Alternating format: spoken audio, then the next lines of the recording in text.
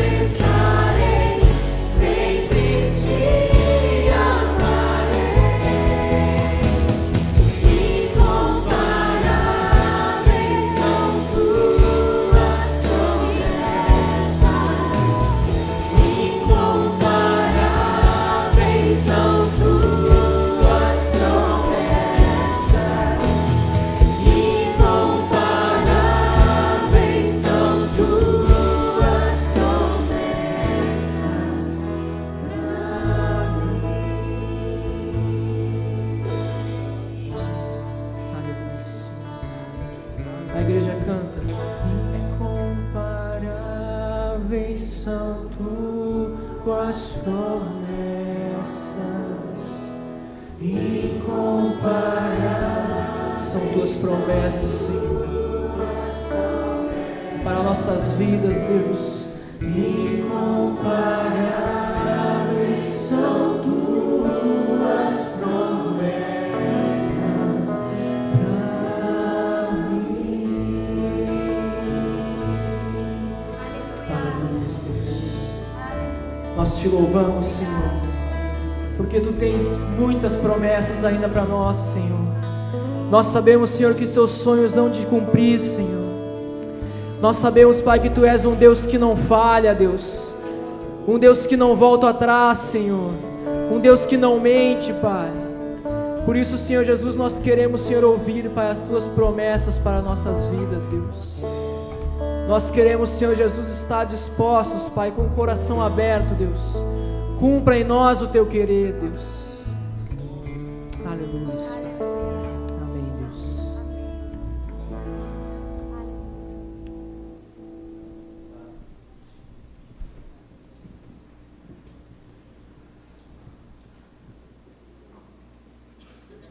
Livro de Atos dos Apóstolos, que, ao que tudo indica, foi escrito pelo evangelista Lucas, que não foi propriamente dito um apóstolo, mas foi um companheiro de Paulo em viagens missionárias, em grandes e poderosas arrancadas missionárias, se eu posso falar assim, e que alguns, através dos anos, têm chamado Atos do Espírito Santo. E sem dúvida é o livro que nos fala dos primeiros avanços missionários, e onde, sem dúvida, todos nós concordamos, o Espírito Santo agiu de forma extraordinária, de forma extraordinária. E neste livro de Atos dos Apóstolos, capítulo 16, nós temos um episódio digno de sempre voltarmos a ele. Não lerei todo o texto, isso os irmãos amigos, se quiserem, poderão fazê-lo em casa, mas eu os convido para nós lermos pelo menos do capítulo 16, versículos 23 até o 31.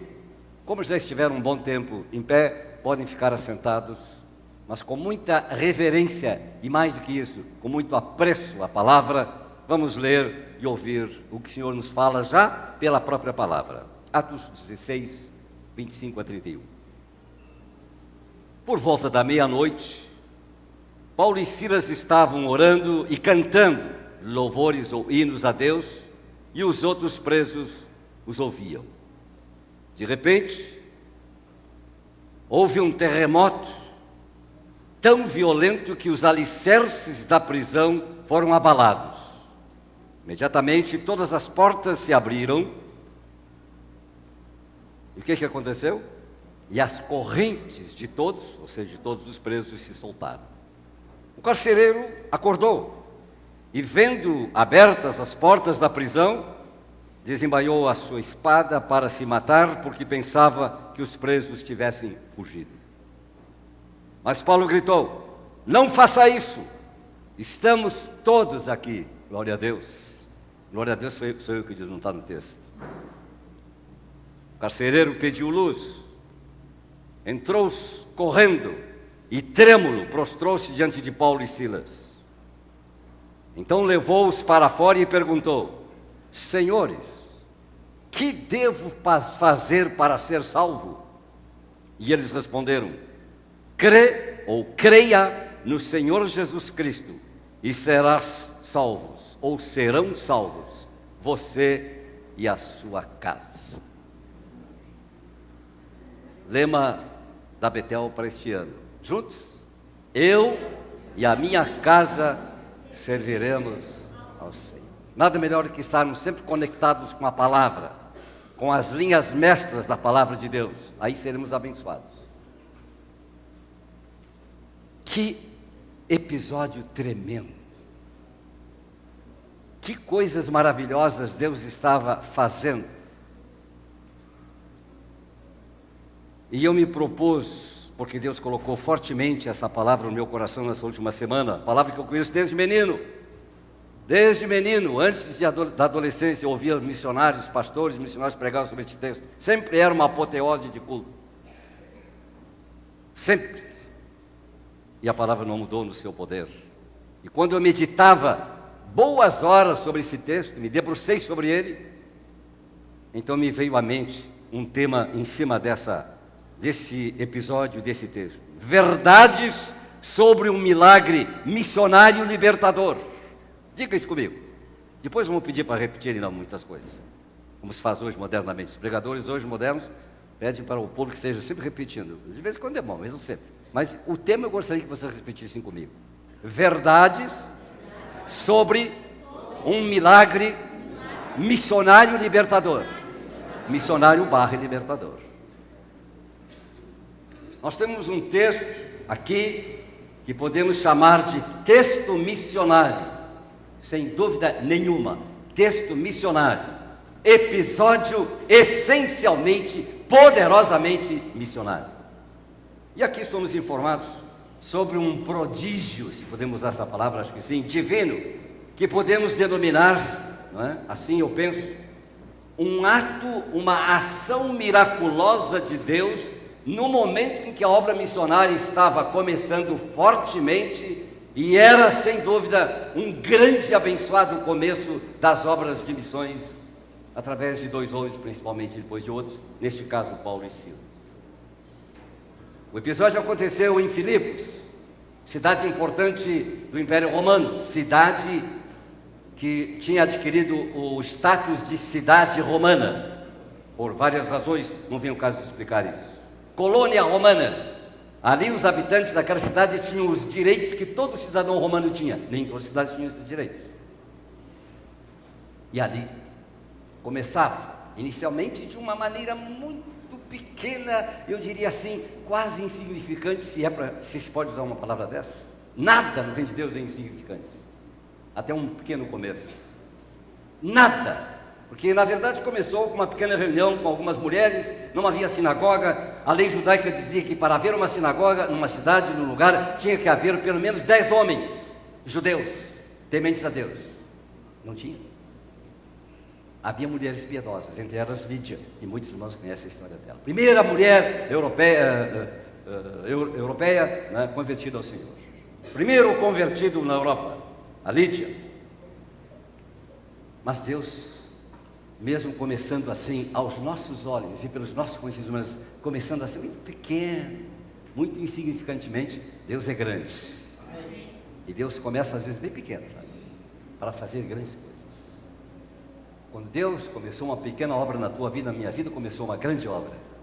A obra de Deus é sempre grande, mesmo que nós não possamos ver, apalpar, não é? E dimensionar ou medir, não é?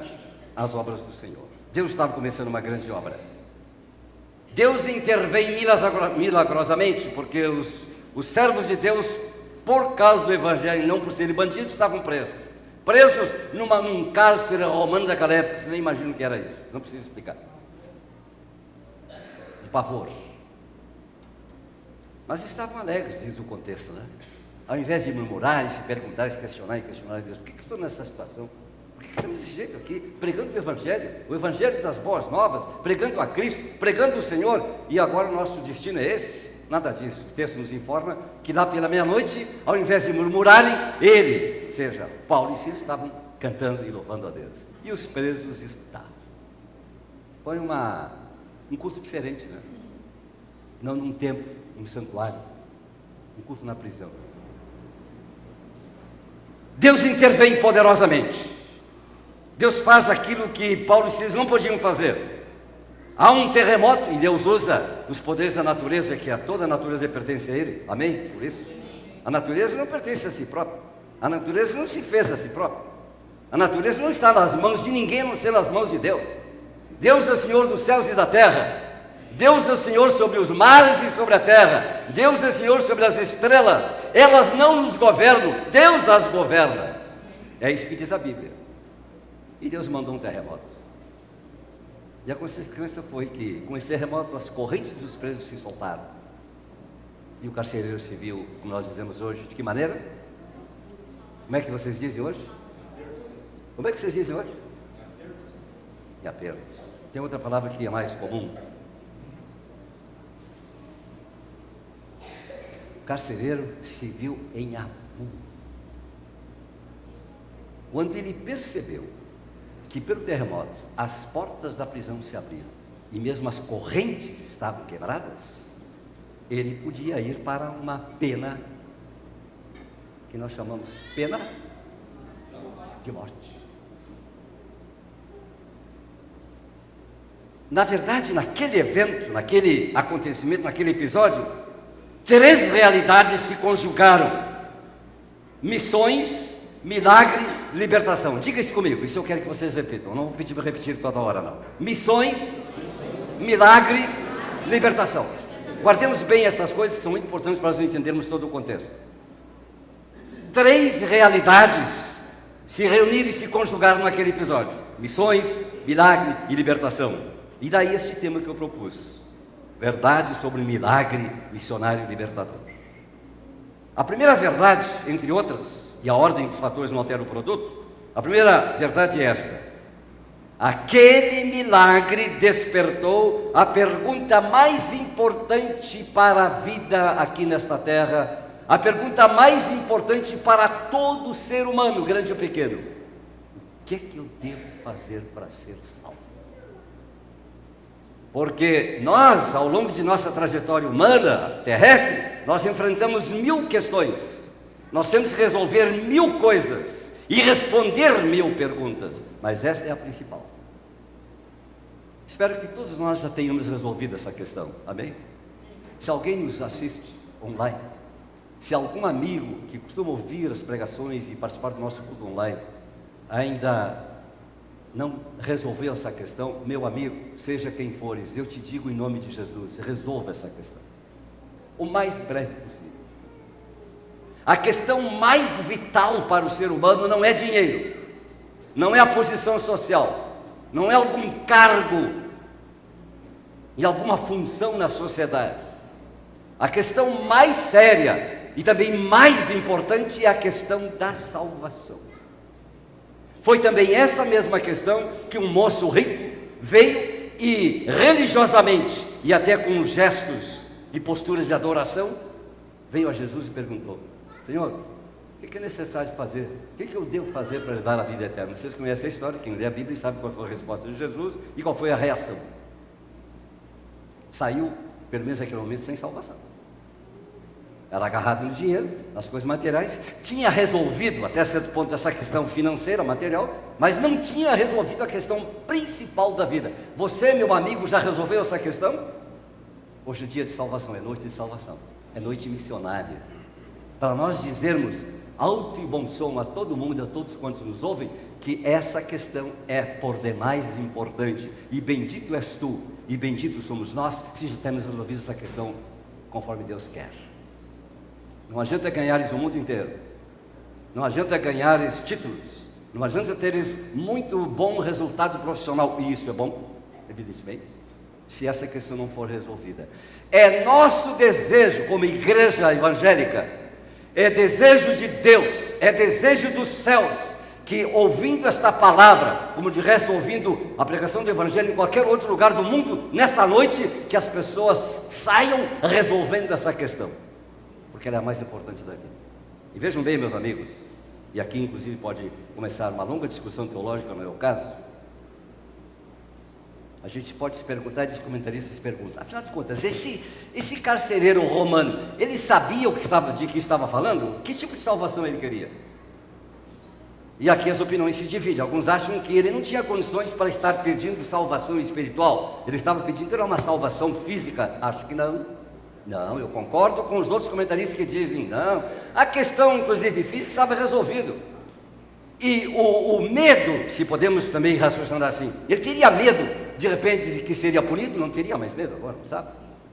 Porque, embora as portas da prisão estavam agora abertas, e inclusive as correntes quebradas dos respectivos prisioneiros, todos estavam lá.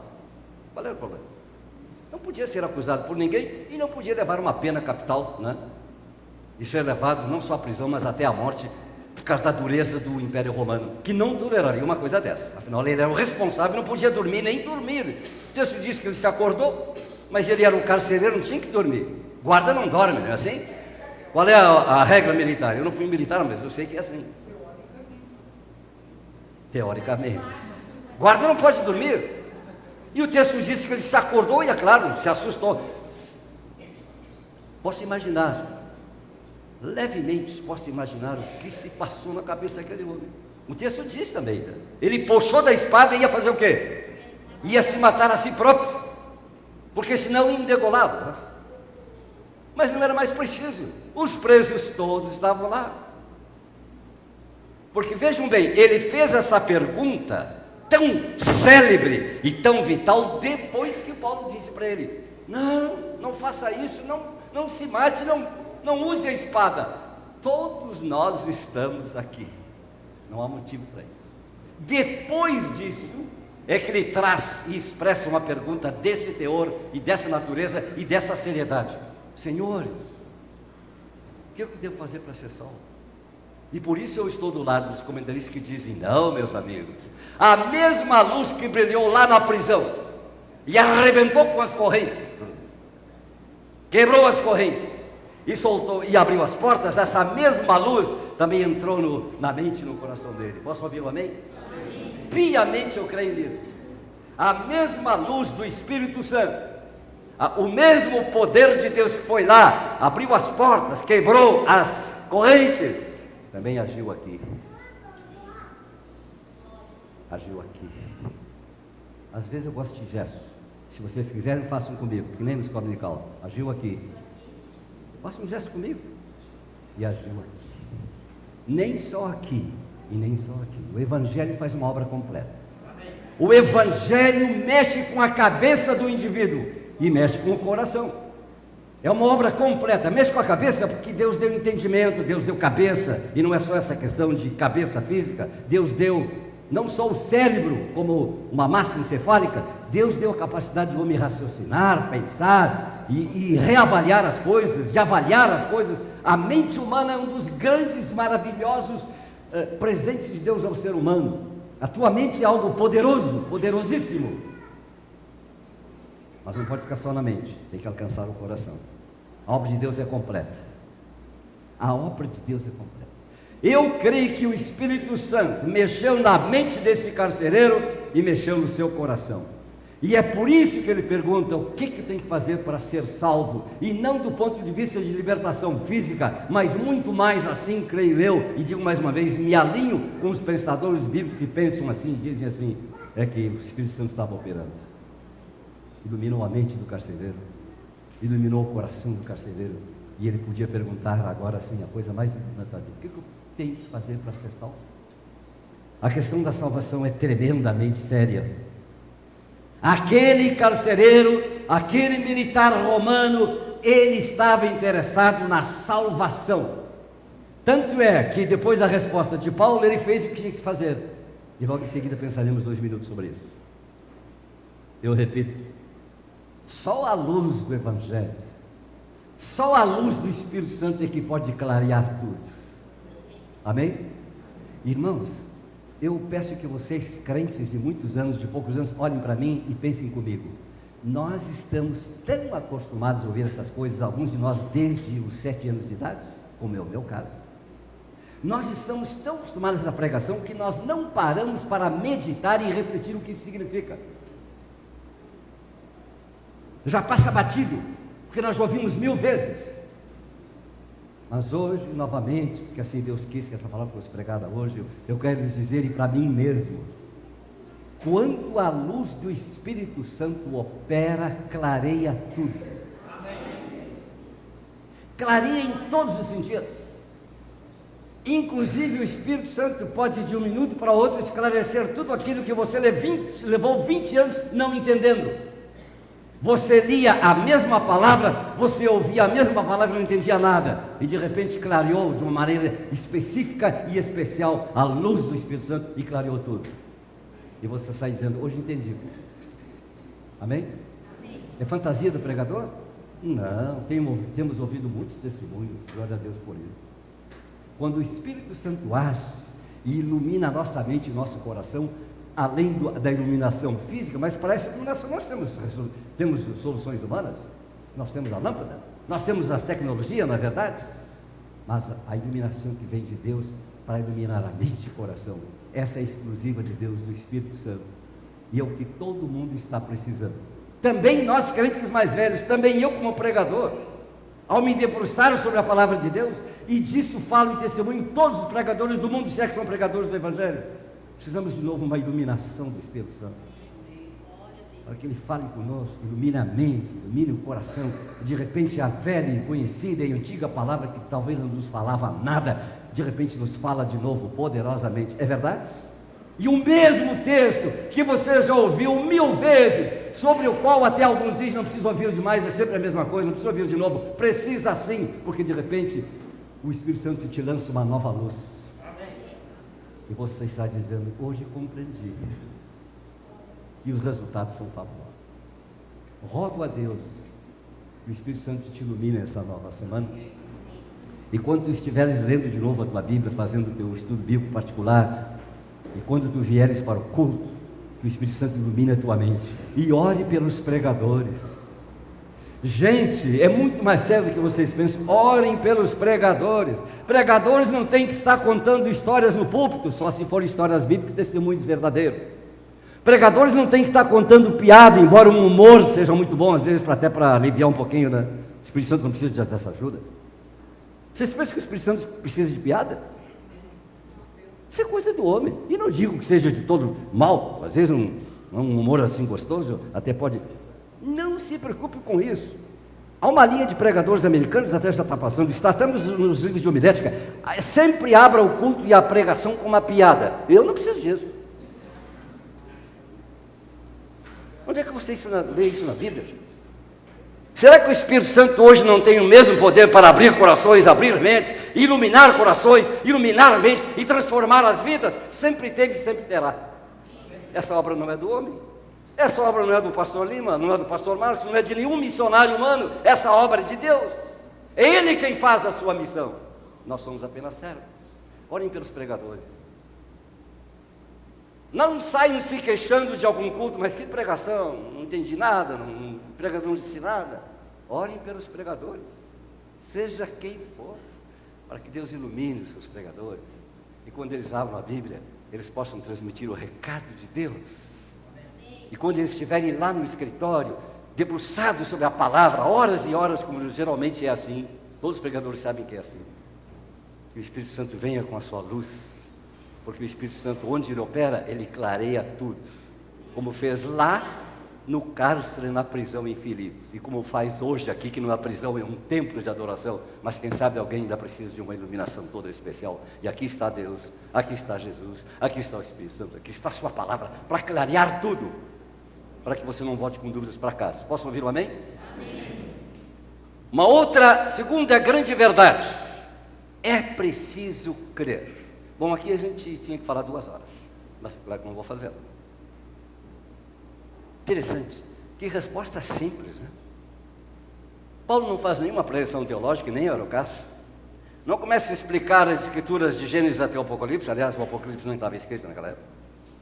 Simplesmente diz, respondendo a essa pergunta tão célebre, e tão importante, e tão vital, que o carcereiro colocou, Paulo diz assim, só isso.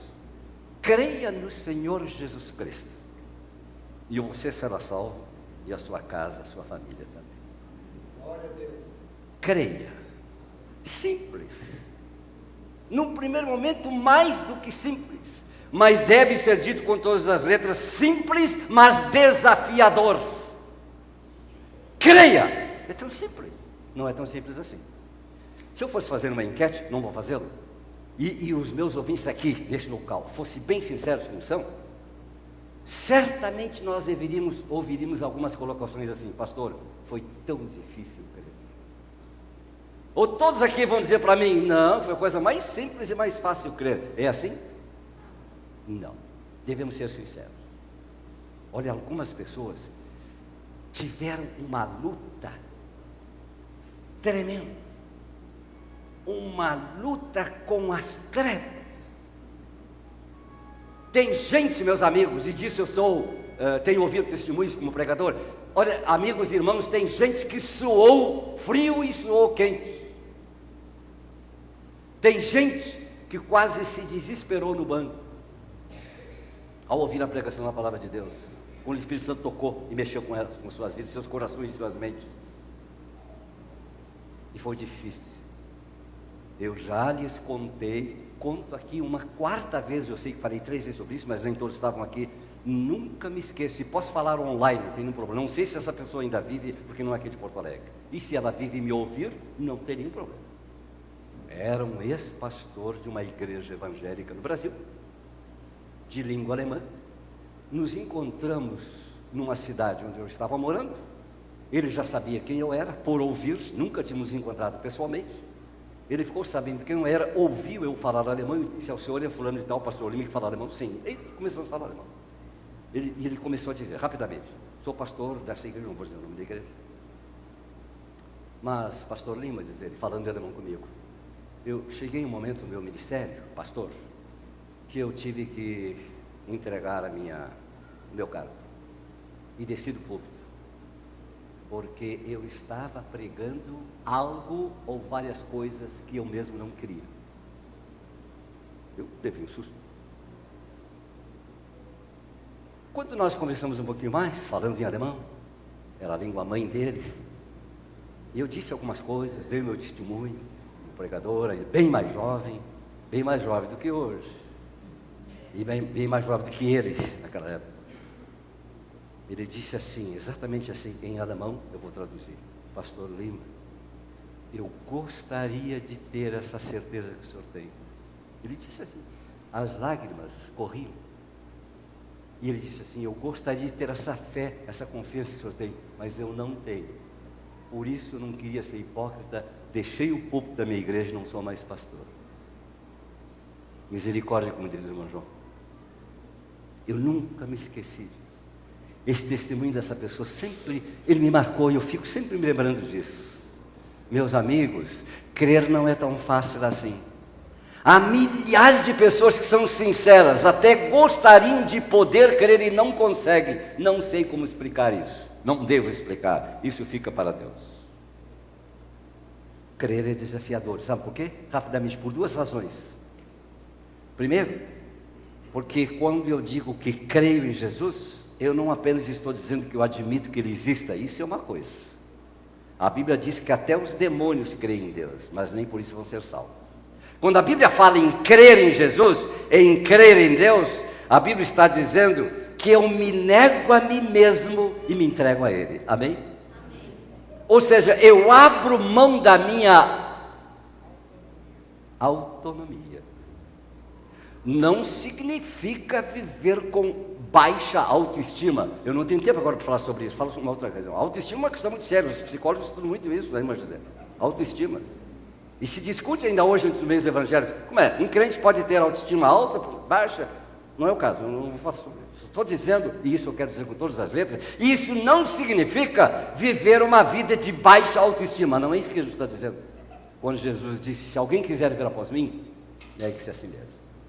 Que tem que abrir mão do autocomando, é isso. Tem que abrir mão da soberania humana que não existe. Só Deus é soberano. Tem que abrir mão disso. Tem que abrir mão de querer mandar na própria vida. E isso é difícil. A coisa que o homem sempre mais quis, especialmente agora na era chamada pós-moderna, pós-modernismo, é que ninguém mande na vida dele, nem mesmo Deus. Uma das características mais fortes do pós-modernismo, pensamento pós-moderno, é que o camarada que pensa assim diz: ninguém tem que meter. Como é que a gente diz? Pode falar, gente, eu falo. O bedelho, né? Ninguém tem que se meter na minha vida. Eu cuido da minha vida, nem mesmo Deus. Eu sou livre, quem manda em mim sou eu. Às vezes é a mulher que manda nele, né? Mas em todo caso, deixa isso para lá. O pensamento pós-moderno tem essa característica especial: ninguém manda em mim, eu que mando. Coitado. Oh, coitado. Deus tem problemas conosco. Este talvez um dos maiores problemas que Deus enfrenta com o homem. E é por isso que Jesus disse: se alguém quiser vir após mim, negue-se a si mesmo. Aí começa uma luta. Crer em Jesus é dizer: Senhor, a partir de hoje, o comandante da minha vida não sou eu, és tu. Tu é que mandas na minha vida. Tu és o meu Senhor. Porque é isso que Paulo está dizendo. Crê no... Olha, observa as palavras que não estão aí por acaso. Ele não diz assim, crê em Jesus. Como é que Paulo diz? Crê no Senhor Jesus Cristo. Aqui está o busilis da questão. Aqui está o ponto vital e nevrálgico. Crê no Senhor Jesus Cristo. Jesus Cristo não é só o Salvador. Jesus não quer apenas me salvar. Ele quer mandar na minha vida. Você está disposto a isso? É aqui que começa o problema sério de Deus com os homens. Porque os homens não querem que Deus mande na vida dele. Não, senhor, para que eu tenho cabeça? Para que eu sou inteligente? Para que eu sei fazer cálculos? Ninguém tem que se meter na minha vida. Deus me deu o livre-arbítrio. Não se engane com isso, livre-arbítrio tem que ser bem interpretado. Deus te deu livre decisão, mas quem manda em ti é Deus. É Ele que determina. Só existe um ser que determina sobre o homem, é Deus. Para quebrar isso, para quebrar esse orgulho do homem, né? Seu próprio orgulho, para dizer, meu Deus, a partir de hoje, tu é que mandas. Bem, Deus manda de qualquer jeito, ou seja, Deus manda se eu quiser ou não, mas eu preciso me submeter a isso. Quando começa essa nova fase de vida em que o homem se submete à direção e o comando de Deus, está começando a nova vida em Cristo Jesus. Está começando a obra da salvação, amém? Preciso encerrar. Há uma terceira verdade nesse episódio, e essa é muito linda também. Em terceiro lugar, portanto, este milagre missionário libertador nos fala de reflexos abrangentes, porque Paulo diz assim: crê no Senhor Jesus Cristo e será salvo quem? Tu e a tua casa. Está aí. Isso não é para ficar na parede, não. É mais do que um lema, é o nosso desejo, o nosso anseio, é a nossa oração, porque é também um desejo de Deus, certamente. Foi isso que Josué compreendeu e disse para o povo: sirvam a quem quiserdes. Quanto a mim, eu e a minha família, essa é a tradução correta, né? Não é a casa material, eu e a minha família serviremos, assim, ó. Josué, vejam bem, quantos anos antes de Cristo? Mais de 500 anos antes de Cristo. Josué entendeu que, sem dúvida, esta é uma questão vital. Que eu não venha sozinho para a casa de Deus, mas que eu traga a minha família. E como eu não posso obrigar nem mesmo a minha família a ser crente, é claro que naquela época de Josué, nos tempos antigos, o pai tinha mais autoridade. Ah, pai mandava, claro que mandava, sem dúvida nenhuma. Não é como hoje, que pai não manda coisa nenhuma. Estou generalizando, estou falando em tese. Os jovens modernos não querem que os pais mandem. Em alguns países, nem vou citar nomes, em alguns países chegou 18 anos, a moça já tem que automaticamente, tem que alugar o seu apartamento, porque não vai ficar mais em casa. Se casa ou não casa é outra questão. Estamos cansados de ver esse filme. Meninos, meninas de 12, 15 anos, nem dizem para onde vão e não dizem quando voltam. Do jeito que as coisas andam, está também assim a sociedade. Eu não estou falando de bater, eu não estou falando de maltratar os filhos, estou falando de comando, no bom sentido da palavra, de direção, de orientação, que sempre os pais deviam poder dar para os seus filhos, sem precisar castigá-los. Isso é coisa do passado, com raríssimas e honrosas exceções. Mas no tempo de Josué era assim. O pai tinha comando, a palavra do pai valia. Família, clã, em que os pais, ainda hoje existem algumas famílias em alguns lugares do mundo assim. A gente percebe que nas etnias germânicas ainda, mesmo no mundo moderno, o pai tem um pouco mais de força na família. É uma questão, como se diz, cultural, né? Em que as pessoas se acostumam, sim, que o pai tem realmente uma palavra forte para dizer. E sem entrar demais nessa questão, afinal, você vai comandar sua família como você quiser, como Deus lhe ajudar e orientar. O fato é que naquele tempo o pai tinha mais autoridade. Mas eu não creio que nem Josué e nem o carcereiro, que não era esse o espírito da coisa, estava convertendo na marra a sua família, os seus escravos, porque na verdade quando Paulo diz, e serás salvos tu e a tua casa, claro que estavam incluídos os servos, os escravos, era esse o pensamento. É claro que todos, se foram batizados, como o texto diz, é porque todos aceitaram, porque a regra evangélica, bíblica é essa, tem que aceitar Jesus. Nada foi de uma maneira forçada e obrigada. Abrangentes, portanto, primeiramente e rapidamente, por causa de uma mudança comportamental. Observaram isso? Olha o carcereiro, que era um militar romano acostumado à dureza, né? Carcereiro, guardador, guardião de presos, dureza, firmeza, às vezes até mais do que isso, né? Malvadez. Agora iluminado pelo Espírito Santo e salvo e transformado, olha o que o texto diz. Ele lava os pés dos seus prisioneiros, Paulo e Silas, e prepara uma gostosa refeição, porque quando o Espírito Santo opera na vida de um homem, de uma pessoa, seja quem for, também vem o dom da amabilidade. Posso ouvir um amém? Amém. Que amenzinho, é só da igreja de Betel mesmo. Quando o Espírito Santo transforma vidas, também essa pessoa recebe o dom da amabilidade. Amém. A pessoa se torna mais dócil. A pessoa começa a se comportar diferente. Antes um carcereiro, pronto até para punir. Agora, que mudança.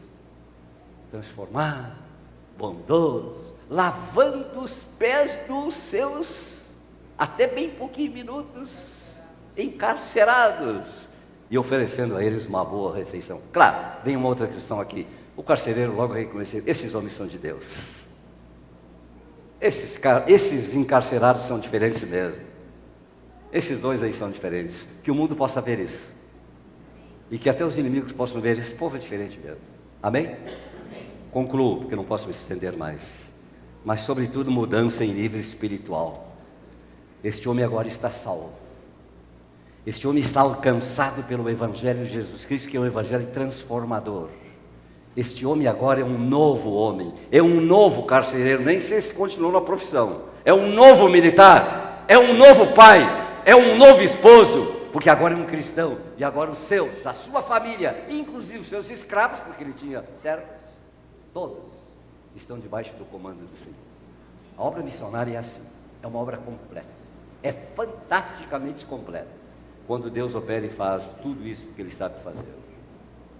Concluo dizendo para mim e para todos nós nessa noite, meus irmãos, a obra de Deus já em si mesma é uma obra missionária libertadora, é um milagre libertador, faz e traz libertação, produz resultados abrangentes, muda situações, e mais do que situações, muda pessoas, e o resultado é que o reino de Deus cresce, vidas são abençoadas e a igreja de Deus também cresce.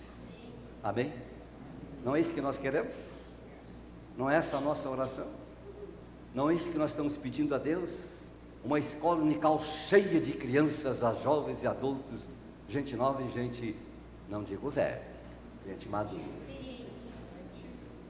Uma igreja cheia de gente de todas as idades e todas as camadas sociais, de qualquer cor de pele e de qualquer posição social. Uma igreja que representa de fato os frutos abrangentes e gloriosos do Evangelho quando é pregado e aceito. É isso que nós queremos. Pelo menos eu acho que todos nós pensamos. A obra missionária ainda continua e vai continuar até a vinda de Jesus. Até lá, Deus quer usar, como usou Paulo, Silas, e quer usar você, e quer usar cada um de nós, e quer usar as famílias e cada um dos crentes, para que essa obra continue, e milagre após milagre, nesse sentido, seja realizado pelo poder de Deus. Sem mágicas, muito menos sem feitiçaria, porque feitiçaria não existe no reino de Deus. Sem estratégias humanas, puramente humanas, mas com o poder e a ação do do glorioso Espírito Santo de Deus, que ainda hoje faz coisas extraordinárias. Eu creio nisso. Você crê nisso? Eu lhes garanto que, eu espero que nunca vai acontecer isso, lhes garanto que eu não pregaria se eu não cresce nisso. Eu creio nisso. Creia nisso. Creia e você será salvo. Você e a sua família. Vamos ficar em pé. Se alguém percebe que essa palavra é para você, claro que é. Se você tem uma percepção muito clara que essa palavra tem a ver com a tua situação e com o teu desejo, se você está numa situação em que seus parentes, sua família, nem todos estão realmente inseridos no reino de Deus, porque ainda não creram, não aceitaram, estão duvidando, andam aí, de lá para cá duvidando, nem todos são ateus, mas no mínimo, às vezes, e muito agnósticos, duvidando, indecisos. Se você crê que o Senhor pode iluminar essa família, a tua família, e de repente pode clarear tudo, deixe o seu lugar e venha orar comigo aqui um minutinho. Acho que vale a pena. Eu acho que vale a pena. Não é em vão que o Senhor nos deu essa palavra para hoje. Você pode deixar o seu lugar, chegar aqui para um minuto de oração. Se você crê, olha que a questão é esta mesmo. Creia. Só alcança a bênção, também nesse sentido, se crer.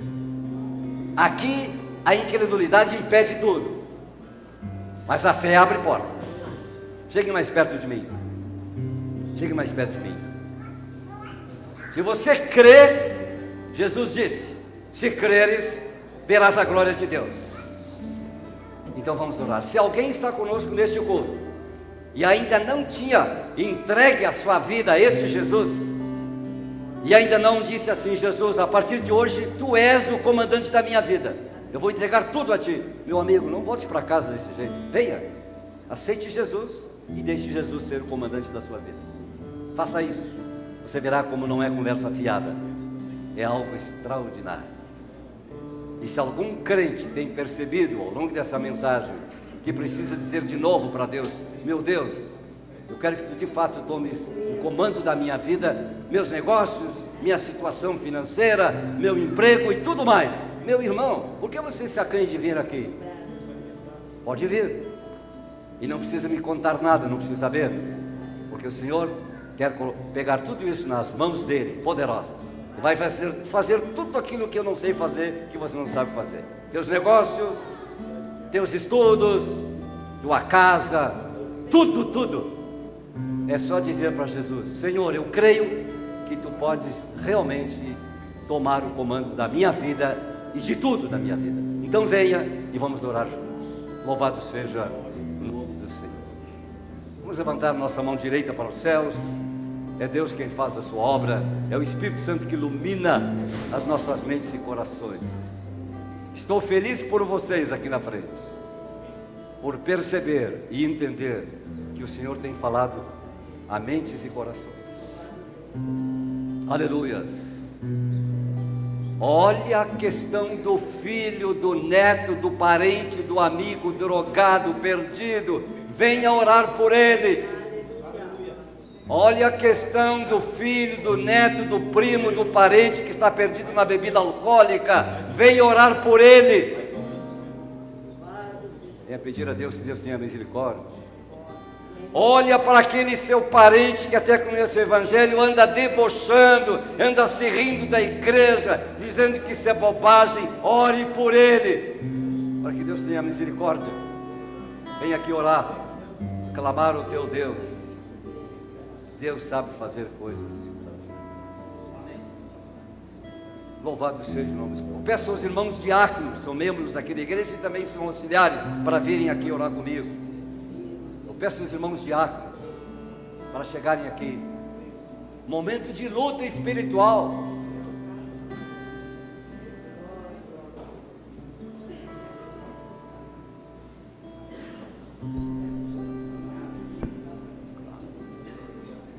Naturalmente o pastor Carlos, nosso colega, chega aqui à frente para orarmos juntos. É luta espiritual, é guerra espiritual, meus irmãos. Não brinquemos com isso. Quem sabe nesta noite Deus há de quebrar correntes lá em casa, lá na tua família, correntes que amarraram teus próprios queridos. Mas o Espírito Santo pode quebrar tudo isso. Vai ser uma semana diferente. Quando um parente seu, quem sabe, te ligar e disser assim: olha, agora sou crente, agora eu creio, agora eu abandonei essas coisas, agora eu sou uma pessoa diferente. Ó, meus irmãos, não é brincadeira e não é nem só emoção, claro que é. Quando o Espírito Santo operar, ele vai clarear tudo. E eu louvo a Deus porque isso é evangelho. Oremos.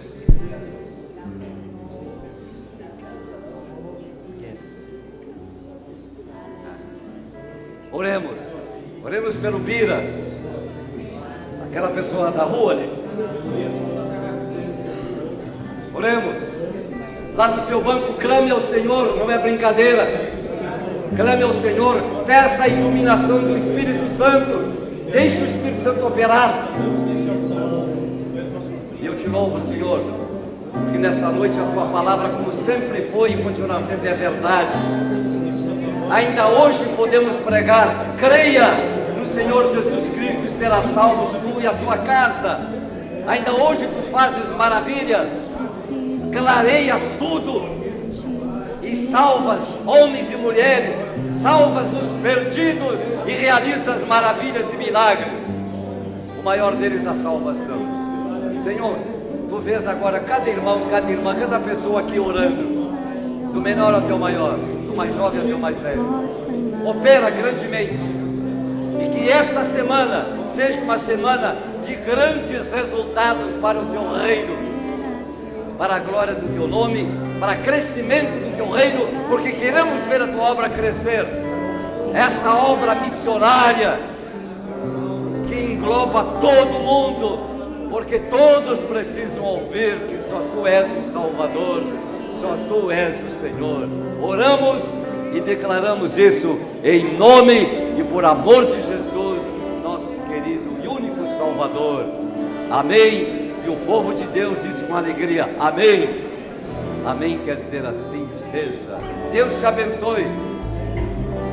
Deus te abençoe. E Deus faça maravilhas. A maior de todas, a libertação dos pecadores. Pode voltar ao seu corpo.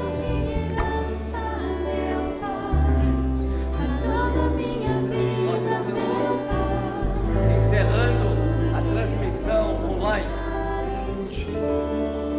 agradecendo aos nossos amigos que estiveram conosco nessa jornada de hoje, desde o início do culto até agora. Bem-vindos para o próximo culto. Se puderem, venham pessoalmente e sejam conosco. Mas agora encerramos a transmissão.